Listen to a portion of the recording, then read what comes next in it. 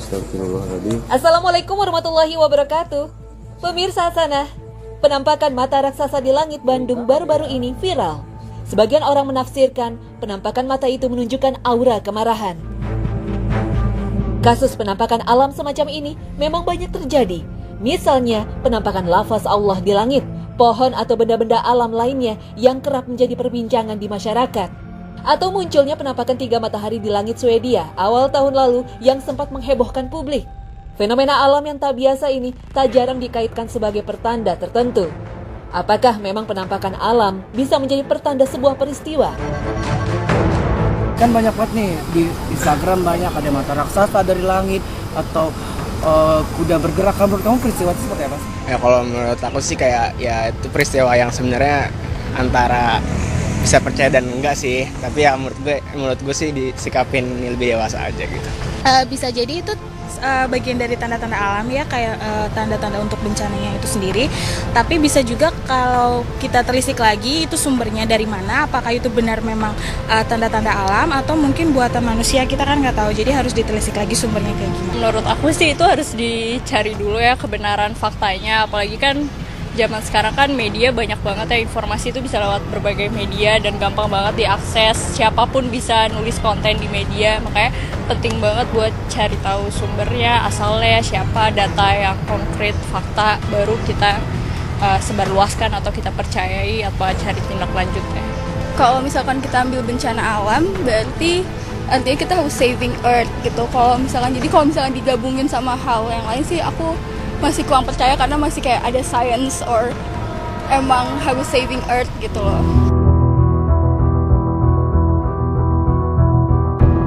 Keajaiban alam memang seringkali membuat banyak orang takjub. Kekuatan alam menunjukkan bahwa manusia adalah makhluk yang kecil. Di sisi lain, alam terkadang juga menunjukkan fenomena yang mengejutkan dan tak terduga, sehingga memunculkan asumsi adanya peristiwa tertentu yang akan terjadi. Dalam agama, jika mengaitkan fenomena alam dengan nasib seseorang, maka hal ini merupakan tindakan yang dilarang. Apalagi hingga meyakininya benar. Misalnya, kemunculan komet dipercaya sebagai tanda pergantian raja atau penguasa, atau meyakini munculnya gerhana ada hubungannya dengan nasib bayi yang sedang dalam kandungan. Mengaitkan fenomena alam dan meyakininya punya pengaruh pada nasib seseorang, sama saja seperti percaya pada ramalan-ramalan yang dilarang dalam syariat Islam. Sebab nasib manusia dan peristiwa-peristiwa yang terjadi di dunia masuk dalam kategori gaib yang hanya terjadi atas kehendak Allah. Allah Subhanahu wa Ta'ala berfirman, "Katakanlah, tidak ada seorang pun di langit dan di bumi yang mengetahui perkara yang gaib kecuali Allah." Al-Quran Surah An-Naml ayat 65. Bahkan, jika percaya bahwa fenomena alam dan benda-benda langit memiliki pengaruh mutlak pada keadaan manusia dan alam semesta, maka dia telah jatuh pada perbuatan syirik dan menentang isi Al-Quran. Sebab Al-Quran telah jelas menyatakan bahwa hanya Allah yang tahu urusan gaib dan nasib manusia hanya Allah yang menentukan. Nabi SAW bersabda, "Barang siapa yang mendatangi dukun atau tukang ramal, lalu ia membenarkannya, maka ia telah kufur pada Al-Quran yang telah diturunkan pada Muhammad." Hadis riwayat Ahmad. Tak hanya itu, seseorang terancam sholatnya tidak diterima jika berurusan dengan tukang ramal, meskipun dia tidak sampai mempercayainya. Sebagaimana Nabi peringatkan dalam sabdanya, "Barang siapa yang mendatangi tukang ramal, maka sholatnya selama 40 hari tidak diterima." Hadis riwayat Muslim. Oleh karena itu, tidak sepatutnya seorang muslim mempercayai fenomena alam yang tampak ganjil itu dengan nasib atau akan terjadi sesuatu karena alam marah dan sebagainya. Sebab diriwayatkan oleh Al-Bazar dengan sanad yang jayyid bahwa Rasulullah SAW bersabda, "Bukan termasuk golongan kami siapa saja yang beranggapan sial atau membenarkan orang yang beranggapan sial, atau siapa saja yang mendatangi tukang ramal atau membenarkan ucapannya, atau siapa saja yang melakukan perbuatan sihir atau membenarkannya." Hadis riwayat Al-Bazar. Apalagi hingga mengklaim mengetahui perkara gaib berdasarkan benda-benda langit. Padahal Nabi SAW pernah bersabda, "Barang siapa mempelajari ilmu nujum atau perbintangan, maka ia berarti telah mempelajari salah satu cabang sihir. Semakin bertambah ilmu yang dia pelajari, semakin bertambah pula dosanya." Hadis riwayat Abu Daud. Akan tetapi jika ramalan itu bersifat ilmiah yang berasal dari perkiraan berbasis ilmu pengetahuan, maka ramalan seperti ini diperbolehkan selagi memiliki manfaat dan kemaslahatan yang bagi umat. Allah Subhanahu wa Ta'ala sendiri memberikan perintah untuk mengikuti ilmu pengetahuan, bukan hawa nafsu dalam firman-Nya. Tetapi orang-orang yang zalim mengikuti hawa nafsunya tanpa ilmu pengetahuan. Maka siapakah yang akan memberi petunjuk orang yang telah disesatkan Allah? Dan tiadalah bagi mereka seorang penolong pun. Al-Quran Surah Ar-Rum ayat 29. Seperti misalnya melihat pertanda dari kondisi alam. Para pendaki gunung yang berpengalaman tahu jika mata air di pegunungan mulai beracun atau muncul gas beracun adalah pertanda gunung tersebut akan meletus. Demikian pula ketika suatu titik di atmosfer mengalami penurunan tekanan dan suhu 10% lebih tinggi dibanding sekelilingnya adalah pertanda akan terjadi badai atau tornado. Ketika rawa-rawa mengeluarkan gas metan, ini pertanda menjelang badai. Mendung adalah pertanda hujan. Maka keyakinan terhadap hal seperti ini tentu saja tidak termasuk perbuatan syirik. Tanda-tanda musibah atau bencana dari alam adalah sesuatu yang ilmiah dan dapat dipercaya karena berdasarkan ilmu pengetahuan yang telah teruji. Wallahu a'lam.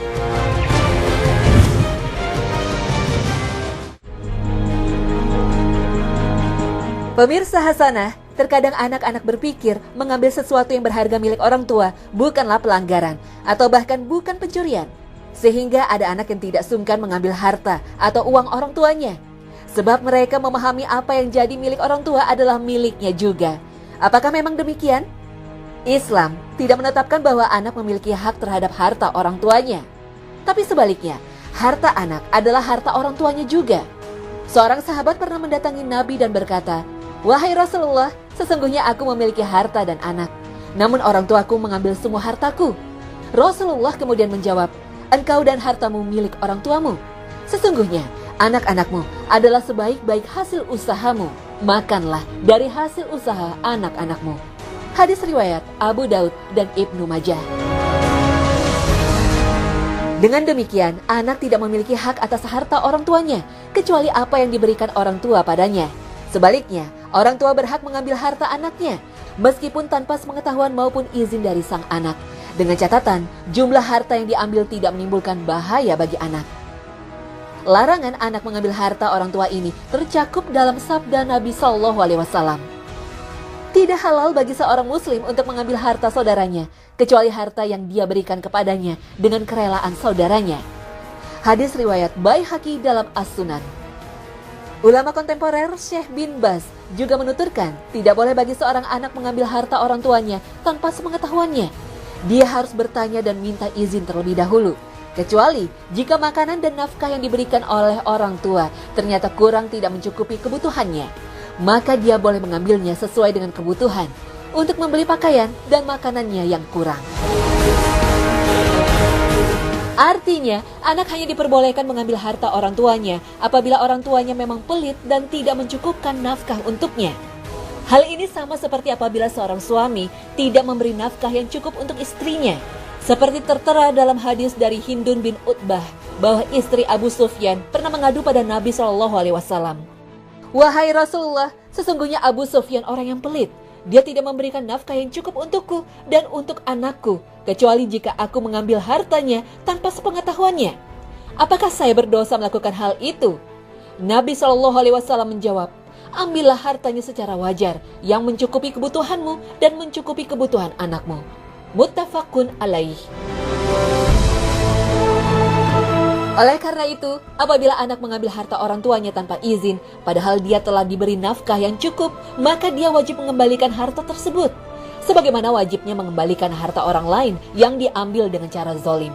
Kecuali apabila setelah mengaku dan menyesali perbuatannya, ternyata orang tua merelakan harta itu.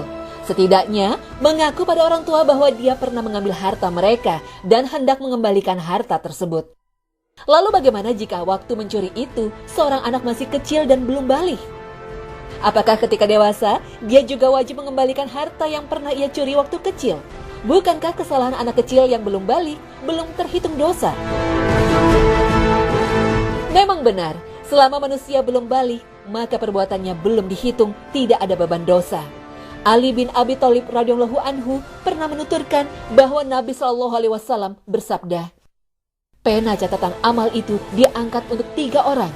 Orang gila sampai dia sadar, orang yang tidur sampai dia bangun, dan anak kecil sampai dia balik. Hadis riwayat Abu Daud dan Tirmizi. Berdasarkan hadis ini, perbuatan maksiat dan pelanggaran yang dilakukan anak yang belum balik tidak dinilai sebagai dosa karena mereka belum dikenai beban syariat. Dalam artian, di akhirat nanti mereka tidak akan dihukum karena kesalahan yang mereka lakukan sebelum usia balik. Akan tetapi, anak tersebut tetap melakukan pelanggaran yang berkaitan dengan sesama manusia. Dan pelanggaran hak sesama manusia tidak bisa digugurkan sebagaimana pelanggaran terhadap Allah. Meskipun pelanggaran itu dilakukan antara anak dan orang tuanya. Itu sebabnya ketika dewasa, jika sang anak ingat bahwa dia pernah mencuri uang orang tuanya dan ingat berapa jumlah yang dia curi, maka dia harus mengembalikan harta yang ia curi itu. Jika tidak ingat jumlah yang dia curi, maka perkirakan menurut keyakinannya dan kembalikan sesuai yang dia yakini. Jika sang anak khawatir dan merasa takut orang tuanya akan marah, maka dia bisa mengembalikan uang itu secara diam-diam tanpa sepengetahuan orang tua. Wallahu a'lam.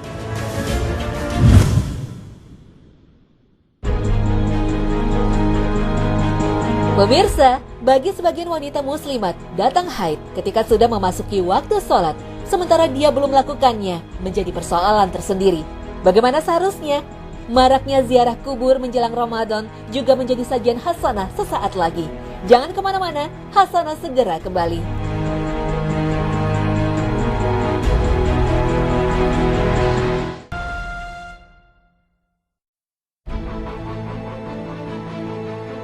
Pemirsa hasanah, sebagian wanita ada yang dapat memperkirakan kapan haidnya akan datang.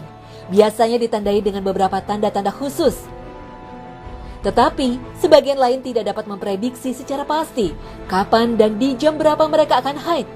Bahkan, haid bisa saja datang tanpa gejala apapun. Masalahnya, jika waktu sholat sudah tiba, lalu seorang wanita itu menunda sholatnya. Artinya tidak melakukan sholat tepat waktu, lalu datang haid. Sementara dia belum sholat, apakah dia terhitung meninggalkan sholat sehingga wajib mengqadha atau menggantinya ketika suci? Sholat zuhur nih, terus udah waktunya lupa gitu. Kamu ganti sholatnya nggak? Kalau memang udah tahu mau haid, nggak ganti. Tapi kalau misalkan pas udah sholat terus baru ketahuan haid, ya udah gitu. Iya, lupain aja. Kamu haid nih waktu sholat udah masuk, sholatnya kamu ganti apa nggak sih? Iya, diganti. Kalau aku enggak, karena ya udah lewat waktunya juga. Terus kalau udah haid itu kan ada ininya, ada dispensasinya kan. Para ulama berbeda pendapat dalam hal ini. Menurut mazhab Maliki dan Hanafi, wanita tersebut tidak wajib mengganti sholatnya. Sebab haidnya telah menggugurkan kewajiban sholatnya. Meskipun haid itu datang di awal waktu atau di tengah waktu dan dia belum sempat melaksanakan sholat. Artinya, jika seorang wanita telah memasuki waktu sholat zuhur, namun dia menunda sholat zuhurnya hingga jam 2 siang, ternyata jam 2 siang itu dia haid, maka gugurlah kewajiban sholat zuhurnya. Dan dia tidak wajib mengqadha atau mengganti sholat zuhur itu setelah suci. Akan tetapi menurut mazhab Hambali dan Syafi'i, maka wajib baginya mengqadha sholatnya atau menggantinya setelah suci. Karena setiap orang yang sudah dewasa jika memasuki waktu sholat fardu dalam keadaan suci, maka saat itu ia terbebani untuk melaksanakan sholat tersebut. Bahkan sekalipun datangnya haid itu di akhir waktu sholat, artinya ia telah menunda waktu sholat hingga akhir waktu. Nabi SAW bersabda, barang siapa yang sempat mendapatkan 1 rakaat, maka dia telah mendapatkan 1 sholat. Hadis riwayat Bukhari dan Muslim. Artinya, selama rentang waktu antara masuk waktu sholat dengan datangnya haid itu cukup untuk melakukan 1 rakaat sholat, maka wanita yang belum sempat melakukan sholat itu harus menggantinya ketika suci. Teknis mengqadha atau mengganti sholat yang ditinggalkan harus dilaksanakan sesegera mungkin setelah hilangnya uzur. Dalam hal ini, segera setelah suci, seorang wanita hendaknya langsung mengganti sholat yang dia tinggalkan sebelum haid. Tidak perlu menunggu tiba waktu sholat yang bersangkutan, sebab Nabi SAW bersabda, siapa yang lupa melakukan sholat, hendaknya dia sholat ketika ingat. Tidak ada kafaroh tebusan baginya selain hal itu. Hadis riwayat Bukhari dan Muslim. Wallahu a'lam.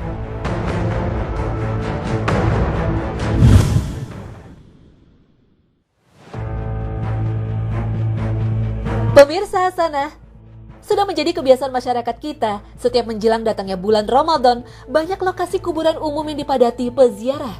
Di Jakarta, jalanan menjadi agak macet karena para peziarah seringkali memarkir kendaraannya di pinggir jalan, pada bahu jalan yang sebenarnya dilarang parkir. Maka ramailah tukang-tukang parkir liar sibuk dengan pekerjaan kegiatannya. Begitu juga dengan tukang kembang, mereka menangguk rezeki yang musimnya hanya setahun sekali ini. Mereka sibuk berjualan bunga, air mawar, dan berbagai macam aksesoris urusan berziarah ke kuburan. Fenomena ini kalau kita perhatikan nyaris menjadi sebuah tradisi tahunan, khususnya menjelang datangnya bulan Ramadan dan ditambah dengan Hari Raya Idul Fitri. Dalam syariat agama, perintah secara khusus untuk berziarah kubur menjelang bulan Ramadan sebenarnya nyaris tidak ada dalil yang bersifat eksplisit, sehingga hukumnya tidak secara khusus disunahkan, apalagi diwajibkan. Pada awalnya ziarah kubur memang diharamkan. Alasannya saat itu, para sahabat masih belum terbiasa untuk berziarah kubur tanpa melakukan kemusyrikan. Mengingat sebelum memeluk Islam, orang-orang Arab sudah terbiasa mengagungkan kuburan, meminta dan berdoa, serta memberikan berbagai persembahan kepada ruh yang ada di dalam kubur. Sehingga Rasulullah SAW melihat sebaiknya ziarah kubur itu dilarang terlebih dahulu. Setelah bertahun-tahun berjalan dan kedalaman iman dan akidah para sahabat dianggap telah kokoh dan mantap, tanpa ada resiko jatuh kepada jenis-jenis kesyirikan dalam kubur, akhirnya kemudian ziarah kubur itu dibolehkan kembali. Beliau dalam hal ini bersabda, "Dahulu aku pernah melarang kalian untuk berziarah kubur, namun sekarang berziarahlah." Hadis riwayat Muslim. Dengan demikian, dalam syariat agama, ziarah kubur adalah amalan yang dianjurkan dan bersifat umum, tidak ada ketentuan waktunya kapan. Maka ziarah kubur jelang bulan Ramadan termasuk dalam keumuman hukum ini. Artinya, jikapun kita tidak ziarah kubur menjelang bulan Ramadan, sebenarnya kita tidak melanggar ketentuan apapun.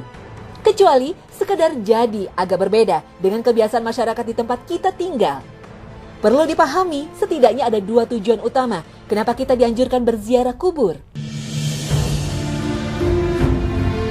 Selain karena memang ada perintah langsung dari Rasulullah SAW, tujuan berziarah yang pertama untuk melembutkan hati dan mengingatkan kematian, dan yang kedua bertujuan untuk mendoakan mayit. Dengan begitu, ziarah kubur adalah bagian dari syariat Islam yang diperintahkan dengan sah dalam kapasitas ibadah sunnah, yang diantara tujuannya sebagaimana dijelaskan di dalam riwayat dari Al-Hakim, hikmahnya adalah agar peziarah dapat melembutkan hati, berlinang air mata, serta mengingatkan akan kematian dan hari akhir. Tujuan inilah yang disampaikan Nabi SAW. "Dahulu aku pernah melarang kalian untuk berziarah kubur, namun sekarang ketahuilah hendaknya kalian berziarah kubur, karena ia dapat melembutkan hati, membuat air mata berlinang, dan mengingatkan kalian akan akhirat. Namun jangan kalian mengatakan perkataan yang tidak layak, qaulul hujur." Hadis riwayat Al-Hakim. Dengan demikian, tema utama ziarah kubur adalah ingat mati, bersedih demi melembutkan hati yang keras. Al-Munawi menegaskan bahwa tidak ada obat yang paling bermanfaat bagi hati yang kelam, kecuali berziarah kubur.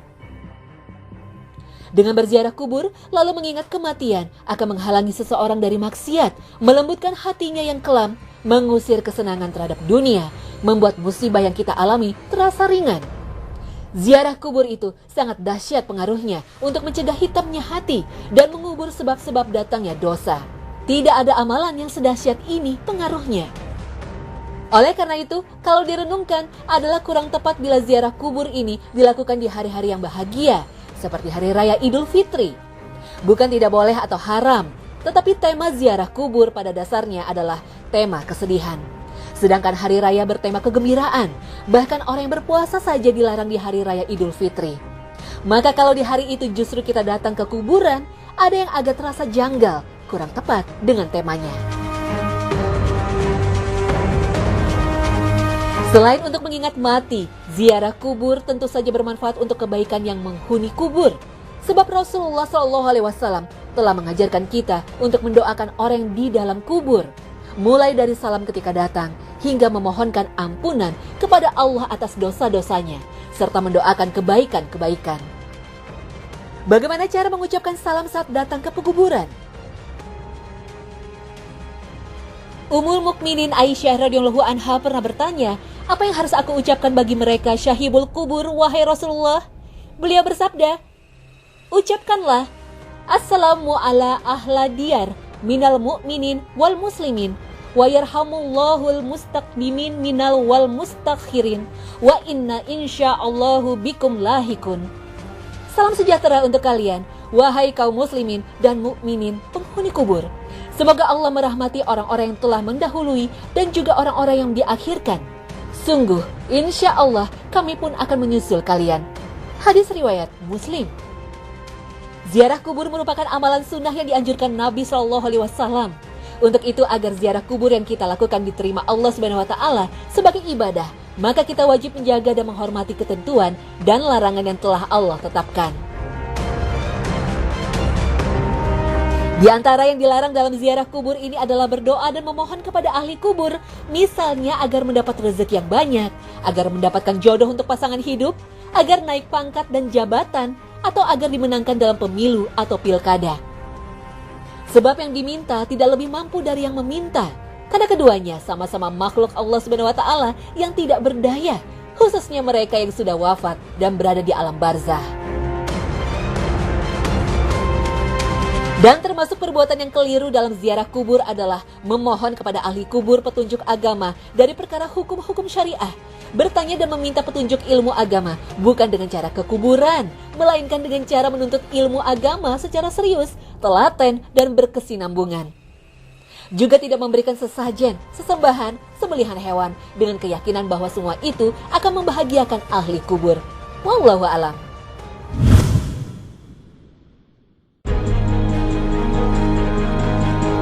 Pemirsa, bulan suci Ramadan tinggal menghitung hari. Banyak orang melakukan persiapan dengan cara yang berbeda-beda.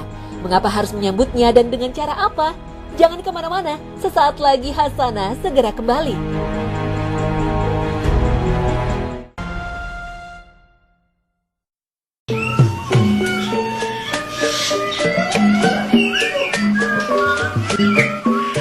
Pemirsa Hasanah, bulan Ramadan sudah di depan mata. Kaum muslimin dari anak-anak hingga dewasa mulai mempersiapkan diri menyambut bulan yang paling mulia ini. Allah Ta'ala memuliakan bulan yang penuh berkah ini dan menjadikannya sebagai salah satu musim besar untuk menggapai kemuliaan di akhirat kelak, yang merupakan kesempatan bagi hamba-hamba Allah Ta'ala yang bertakwa untuk berlomba-lomba dalam melaksanakan ketaatan dan mendekatkan diri kepadanya. Itulah sebabnya sejak dulu masyarakat muslim di tanah air sudah mempersiapkan diri sebelum bulan suci mulia ini tiba.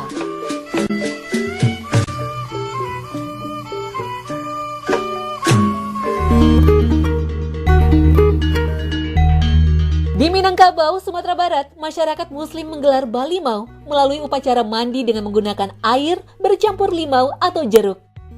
Dalam tradisi ini, masyarakat Minangkabau menambahkan air dengan beberapa ramuan alami beraroma wangi, seperti daun pandan, bunga kenanga, dan akar tanaman. Selanjutnya, air beraroma semerbak itu dibasuh ke sekujur badan hingga membasahi tubuh. Dalam prakteknya, makna tradisi balimau bukan ketika mereka mandi beramai-ramai di sebuah tempat, melainkan ketika berniat untuk menyucikan diri secara lahir dan batin sebelum tiba di bulan suci Ramadan. Assalamualaikum. Menyambut bulan suci Ramadan, masyarakat Betawi menggelar tradisi munggahan. Biasanya seluruh anggota keluarga, termasuk yang berada di luar kota, akan berkumpul di tempat orang tua. Dalam kesempatan ini, semua keluarga, sanak saudara berkumpul untuk ngeriung di rumah orang tua atau keluarga yang dituakan. Nah, munggahan ini artinya itu kenaikan. Jadi anak yang sudah berkeluarga itu bersilaturahmi ke orang tua. Orang tua itu membawakan makanan munggahan, atau kalau yang zaman dulu itu harusnya berupa daging atau ikan bandeng. Jadi untuk sahur pertama menemani atau lauk berbuka puasa, kita udah bermaaf-maafan di situ, kita merasa enteng menjalani ibadah puasanya, insya Allah.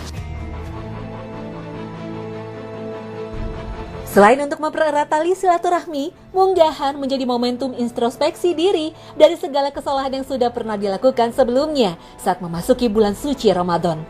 Sehingga memasuki bulan Ramadan dalam keadaan bersih hati dan bersih diri.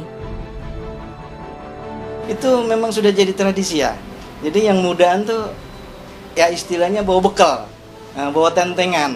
Ya, apa ada yang bawa sayur godok, bawa rendang, bawa ya macam-macam penganan Betawi lah, yang nantinya juga semuanya itu kita makan secara bersama, ngeriung. Nah, secara bahasa ininya kita ngeriung secara bersama-sama, makan apa yang tadi dibawa oleh adik-adik kita, saudara-saudara kita, udah kumpul, nyok kita makan sama-sama.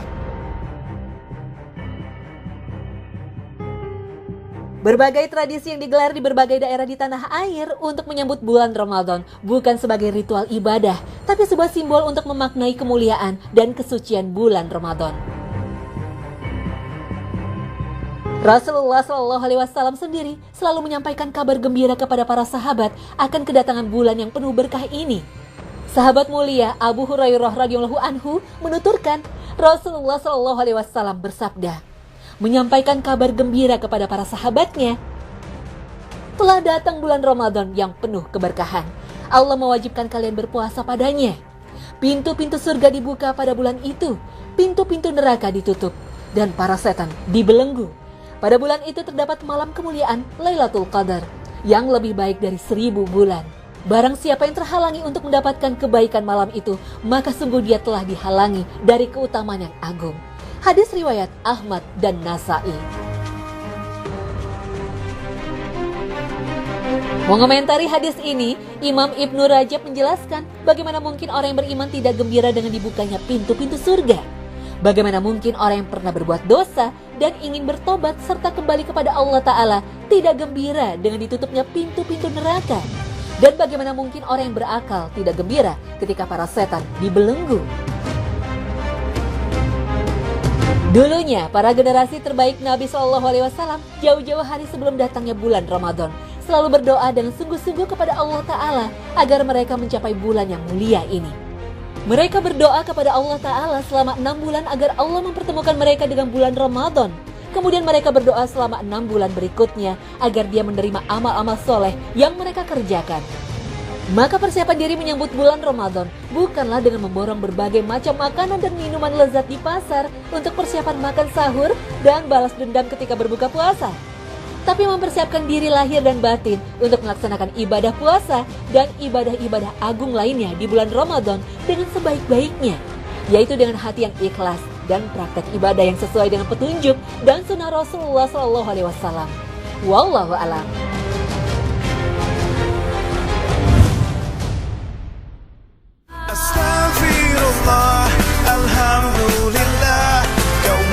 Nah pemirsa, sampai di sini akhir perjumpaan kita hari ini. Semoga Allah Subhanahu wa Ta'ala senantiasa memberikan hidayah dan taufiknya kepada kita.